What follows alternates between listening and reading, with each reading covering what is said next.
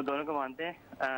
मेरे ख्याल में जी आपका आर्गूमेंट जो है दुरुस्त नहीं है, क्योंकि मेरा ताल्लुक खुद अहले तशी से, और जो अहले तशी हैं वो हदीस को जो है काफ़ी अहमियत देते हैं।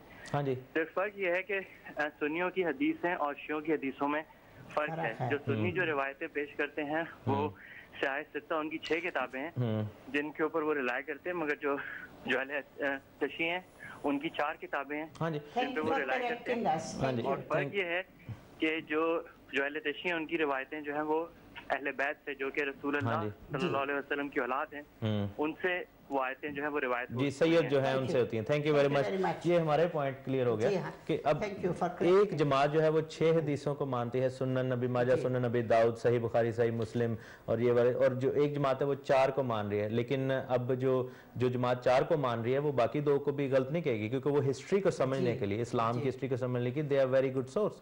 सो हम भी यही नहीं कहते कि जो 66 की बजाय 72 बीच में एक्स्ट्रा 6 बुक्स जो हिस्ट्री को एक्सप्लेन कर रही हैं उनको ना पढ़ें। मैं खुद उनको पढ़ता हूँ, लेकिन वो बाइबल का हिस्सा नहीं है, सेपरेटली भी वो अवेलेबल है, उनको आप पढ़ सकते हैं। जैसे कुछ किताबों के साथ तफसीर भी लिखी होती है। नेक्स्ट कॉल लेंगे। हेलो जी जनाब। जी तस्लीम भाई, बहुत अच्छा प्रोग्राम जा रहा है। थॉमस साहब बोल रहे हैं मेरे खिलाफ, तो प्लीज मेरी बात पूरी सुननी है आपको जी। ये जल्दी करें जी। ये जैसे ये भाई हमारे बोल रहे थे स्पेन से, कि पहली बात तो ये कि इनको ये नहीं बात की पता कि अभी तक जो जाकिर नाइक की बात कर रहे थे, इन्होंने शायद इंटरनेट पे नहीं देखा कि उसने क्या बोला, वो बैन किस वजह से हुआ है जी। ये सबको पता है, लेकिन ये बात छुपा रहे हैं जी जी। कि उसने बोला कि हमें जो है ना मोहम्मद एक आम आदमी था, हमें उसको मानना भी हराम है। ये इंटरनेट पे मैं दिखा सकता हूँ जी, ये मैंने भी पढ़ा जी। है। दूसरी बात ये है कि कुरान में लिखा है कि जो मुझसे पहले बुक्स आई हैं मैं उनका मुहाफिज बन के आया हूँ। अगरचे ये लोग कहते हैं ना कि बाइबल बदल गया, तो इसका मतलब है कि मुहाफिज जो आया है ये इतने कमजोर है कि जिसके होते हुए ये बाइबल चेंज हो गई है। तीसरा क्वेश्चन, मैं उस दिन भी बात की थी इनसे कि मुझे ये पूरी दुनिया के उलमा को मैं चैलेंज करता हूँ, मुझे जवाब दें कि मोहम्मद जो थे इनके नबी 40 साल के थे जब उनको ये बुक मिली है जी। तो 40 साल उन्होंने कहाँ पे गुजारे, कौन से मजहब में गुजारे, जबकि उससे पहले इस्लाम नहीं था जी। किस मजहब में उन्होंने जन्म लिया। चलें, थैंक यू वेरी मच। आपके सवाल जरूर सुन लिए होंगे और जो जवाब देना चाहे वो जरूर दे सकता है इस बारे में। नेक्स्ट कॉल लेते हैं। हेलो वालेकुम सलाम। अभी आपने ना थोड़ी देर पहले हवाले से कुरान पाक से जी, ये तुरात इंजील ज़बूर सभी कुरान कुरान से ये नहीं कि अल्लाह की किताबें हैं। तो मैं आपको इसी कुरान में पढ़ा है कि ये नहीं कि ईसा अलैहिस्सलाम अल्लाह के बंदे हैं जी। तो क्या आप ये मानेंगे वो अल्लाह के बंदे, अल्लाह के बेटे नहीं हैं?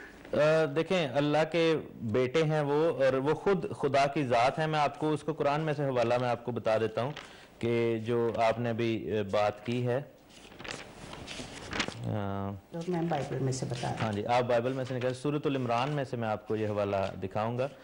तो उसमें आपको ठहरे, आपने बेटे का, मैं मुस्लिम और मेरा पूरा ईमान है कि वो अल्लाह के नबी हैं और वैसे ही रिस्पेक्टफुल है जैसे हमारे नबी पाक हैं।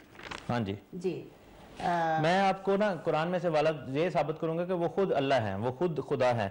अब देखें, लिखा है कि ईसा ने कहा कि लिखा है कि वो निशानी लेकर आए, तुम्हारे सामने मिट्टी की सूरत में परिंदे बनाते और उसमें फूंक मारते थे। सूरतुल इमरान उसकी 49वीं आयत। और वो सचमुच जानवर हो जाता था। अंधे और बरस के जो कोढ़ के जो मरीज थे उनको तंदुरुस्त कर देते थे और उनके हुक्म से मुर्दे में जान आ जाती थी। अब 59 वर्ष में लिखा है कि ईसा का हाल खुदा के नजदीक आदम का सा है कि उसने पहले मिट्टी से उनका कालब बनाया और फिर फरमाया कि इंसान हो जाए तो वो हो गया। यानी कि जैसे आदम को खुदा ने मिट्टी से बनाया और उसमें फूंका तो वो जिंदा हो गया, जीती जान, इसी तरह ईसा ने जो है वो मिट्टी से परिंदा बनाया और उसमें फूंका और वो जिंदा हो गया। सो ईसा का हाल खुदा का सा है, यानी कि जिस तरह खुदा ने आदम को बनाया और उस मिट्टी में फूंक दिया और आदम जो था वो जिंदगी पा गया। इसी तरह फिर लिखा है कि जिंदगी जो देना है, लेना और देना, ये खुदा का काम है। क्योंकि अगर हम ईसा के बारे में देखें कि उनके हुक्म से जो थे वो मुर्दे जिंदा हो जाते थे। और फिर अगर हम सूरतुल बकरा में जाएं तो वहां पर जब इब्राहिम का जिक्र है तो लिखा है कि परवरदिगार के बारे में जब इब्राहिम ने कहा कि मेरा परवरदिगार तो वही है जो जलाता है और मारता है, वो जला सकता है। और फिर लिखा है कि खुदा उसके बशिंदों को मरने के बाद क्यों कर जिंदा करेगा, तो खुदा ने उसकी रूह कब्ज कर ली और 100 बरस तक उस शख्स को मुर्दा रखा, फिर उसको जला उठाया और पूछा तुम कितना अरसा मरे रहे। ये सूरतुल बकरा उसकी 258 और 259 वर्स है, जिसमें साफ लिखा है कि खुदा की जात ऐसा कर सकती है कि किसी को मार दे या उसको जिंदा कर दे। ईसा जो कि खुद रूह अल्लाह यानी खुदा की रूह खुद खुदा हैं, उन्होंने ये काम किया कि मुर्दे को जिंदा करते थे। और जिस तरह खुदा ने आदम को मिट्टी से बनाया, ईसा भी मिट्टी से जानवर बनाकर उसमें फूंक दिया। तो कुरान में साफ लिखा हुआ है कि वो खुद खुदा थे। जी। और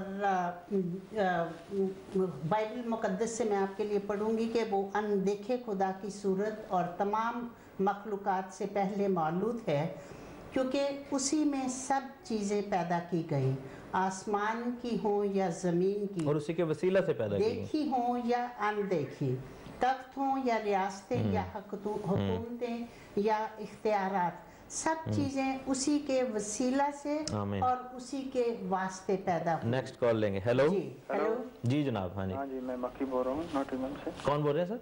मक्खी। मक्खी जी जी। अच्छा, चलें, आप क्या कहना चाहेंगे? बस आपसे बात करनी थी। प्रोग्राम तो काफ़ी अच्छा है, लेकिन जो आप दलाइल कुरान से पेश कर रहे हैं ये बिल्कुल आउट ऑफ कॉन्टेक्स्ट हैं। अच्छा, ये बिल्कुल यानी कि जैसे आप इसको कॉन्टेक्स्ट में पढ़े ना तो आप इसका मतलब क्या अब कॉन्टेक्स्ट में पढ़े तो वो क्या लिखा हुआ होगा कि आप उसका लुब्बे लबाब बता दें कि कॉन्टेक्स्ट में इसका क्या मतलब होता है। कॉन्टेक्स्ट में यानी कि सर मैंने पूरी आयतें पूरा कॉन्टेक्स्ट पढ़ा, मैंने सिर्फ एक आयत नहीं पढ़ी जैसा जाकिर नाइक साहब करते हैं कि सिर्फ आधी आयत पढ़ लेते हैं। एक आयत इस पारे से ले ली, एक उस सर मैंने सिर्फ 3 सूरतों में से बात की, सूरतुल बकरा, सूरतुल इमरान और सूरतुल अंबिया। आप मेरी बात सुन लेना, आप तो बोल चुके हैं ना, मेरी बात सुन जी। तो मेरा कहने का मतलब है कि आप ये जैसे कह रहे हैं ना कि आउट ऑफ कॉन्टेक्स्ट पढ़ रहे थे कि चलें आप अभी टाइम नहीं है इतना आपके पास, नेक्स्ट टाइम आएंगे आप जरूर कॉन्टेक्स्ट के अंदर करके तो 2-4 हवाले जरूर दीजिएगा मुझे। जी मक्की साहब, अगर आपका इरादा है कि आप इसकी मुफस्सल आप गुफ्तगू करना चाहते हैं तो air time is not the best time, it's a very expensive. आप टेलीफोन पे बात करें, हम आपसे बहुत लंबी बातें कर सकते हैं। बात करें, हमारा ईमेल एड्रेस वहाँ पे आता है, आप बात करें और आप उसके बाद हमें कॉल कर सकते हैं। नेक्स्ट कॉल लेते हैं मेरे ख्याल। हाँ जी हेलो जी तहसील साहब। जी सर। हाँ जी सर, कौन बोल रहे हैं? बहुत मजा आ रहा है आपके प्रोग्राम का जी, बताइए। फर्स्ट टाइम देखा है, इतनी खुशी हो रही है ना। आप कौन बोल रहे हैं? आमिर बोल रहा हूँ लंदन से। अच्छा, आपने कल भी मेरे ख्याल किया था डैनियल साहब के प्रोग्राम। जी जी, बहुत अच्छा लग रहा है, आपकी अदायगी जो है ना इतनी मुझे पसंद आई है तो मैं ज्यादा ये देखता नहीं टेलीविजन प्रोग्राम। खुदावंद के नाम को जलाल मिले भाई, हम क्या चीज है। बैठ के इतने मजे से देख रहा हूँ ना, और जो है ना एक एक बात सच, एक एक बात का मतलब बहुत अच्छा लगा। खुदा आपको बरकत दे। Thank you very much, thank you very much, thanks a lot. Next call लेते हैं। हेलो। हाँ जी। हेलो। नहीं, कॉलर हमारे साथ नहीं है तो कलाम की बातें जो हम कर रहे हैं। कॉलर आ गए मेरे ख्याल, आप ले लें। हेलो। हाँ जी जी गुड इवनिंग। हाँ जी सलाम भाईजान। जी सलाम जी ब्रदर, कौन बोल रहे हैं? भाईजान मैं मैक्सन बात कर रहा हूँ ईस्ट लंदन से। कौन बात कर रहे हैं? सॉरी, मैक्सन बात कर रहा हूँ ईस्ट लंदन। अच्छा जी जी भाईजान, अभी हमने आपका प्रोग्राम देख रहे हैं और देखा भी है और यकीन करें कि दिल को इतनी खुशी हुई है ना जी। कोई तो बंदा जो है ना कि वो एक परचम को जो है ना सदे बाप पे लेके आया हुआ है, बड़ी खुशी हुई है। और जो आदमी वो कह रहे हैं ना कि आप हट के कुरान पाक से बात कर रहे हैं, ठीक है, मैं उनको ये बताना चाहता हूँ कि आप पढ़ के बता रहे हैं उनको और वालाजात सारा कुछ बता रहे हैं, ठीक है। तो जी अगर वो कुरान पाक पे मान रखते हैं तो प्लीज उनको कुरान पाक पे मान रखते हुए इस चीज पे अमल करना चाहिए। हाँ जी, चलें अपना जो वो छोड़ देना चाहिए ना, थोड़ा सा तो लीनियंट होना चाहिए इंसान को। जी जी जी बिल्कुल, ठीक है। तो बाकी आपका प्रोग्राम बहुत अच्छा जा रहा है, थैंक यू वेरी मच आपको और इस काम में तरक्की दे। Thanks lot, thanks lot, thanks for your call. अच्छा लगता है ऐसे जब कॉल्स को अप्रिशिएट करे तो बड़ी खुशी होती है। हौसले के लिए अच्छी बात है, क्योंकि देखें खुदावंद का कलाम के मुतालिक मैंने बहुत सी चीज़ें लिखी हैं जिनमें सबसे अहम चीज़ है कि ज़बूर नवीस लिखता है कि क्योंकि तूने अपने कलाम को अपने हर नाम से ज़्यादा अज़मत। ये तो बहुत अजीम चीज़ है, खुदा का कलाम अगर आप इसको माने तो। हाँ। इसमें इतनी हिकमत है आपके लिए कि आप यकीन नहीं कर सकते, अगर आप कभी लेके पढ़ें तो सही। आप वो कहते हैं ना कि हम अपने खौल में से बाहर निकलें। नेक्स्ट कॉल लेते हैं। हेलो हेलो जी जनाब। हाँ जी, तहसीन भाई परवेज बोल रहा हूँ। जी सर। हाँ जी। और आपको बहुत बहुत खुदा बरकत दे और मेरा सलाम सिस्टर